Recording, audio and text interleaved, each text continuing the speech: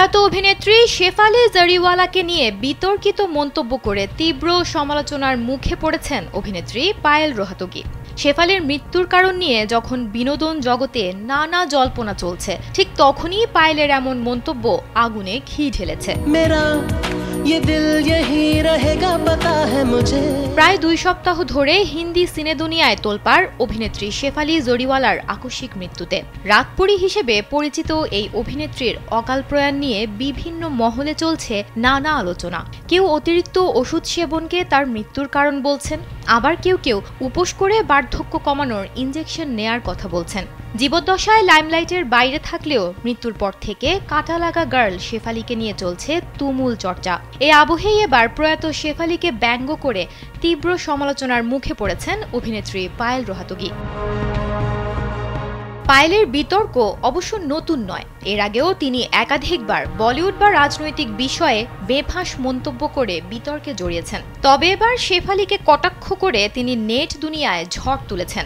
জনৈক সাংবাদিকের সঙ্গে তার হোয়াটসঅ্যাপ চ্যাট ফাঁস হওয়ার পর এই বিতর্ক সামনে আসে। ঘটনার সূত্রপাত পায়েল রোহাতগি ও সংগ্রাম সিং এর বিচ্ছেদের জল্পনা নিয়ে। এ জল্পনার সত্যতা জানতে এক সাংবাদিক পায়েলকে মেসেজ করেন, বিচ্ছেদের রটনা কি আদৌ সত্যি, সব ঠিক আছে তো? উত্তরে পায়েল যা বলেন তা নিয়েই শুরু হয় তুমুল বিতর্ক। পায়েল ওই সাংবাদিককে পাল্টা বলেন, আমি তো জানতামই না যে তুমি অবসাদে ভুগছ, দয়া করে এত মাদক সেবন করো না, ওভারডোজ হলে মৃত্যু হবে। জবাবে সাংবাদিক জানান যে বিচ্ছেদের জল্পনা সর্বত্র ছড়িয়ে পড়েছে এবং তিনি কেবল সত্যটা জানতে চাচ্ছেন। এরপরও পায়েল ব্যঙ্গ করে বলেন, এরপর তোমার অফিসের কাগজেই বের হবে যে বার্ধক্য কমানোর ওষুধ খেয়েই তোমার মৃত্যু হয়েছে।